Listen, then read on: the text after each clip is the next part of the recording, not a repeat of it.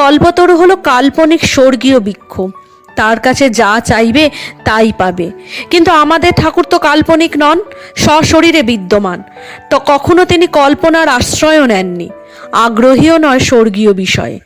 মানব দেহ ধারণ করে এসেছেন, নিজের মুক্তির কথা না ভেবে সদা সর্বদা মেতে রয়েছেন লোককল্যাণের কাজে।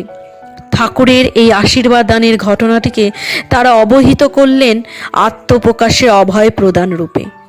কিন্তু শ্রী শ্রী মা নরেন্দ্রনাথকে বুঝিয়ে বললেন, বাবা ভেবে দেখো তো, শয্যাতে যে মানুষটি এক পাশ থেকে অন্য পাশ ফিরতে পারেন না, সেই তিনি কি করে নেমে এলেন দোতলা থেকে?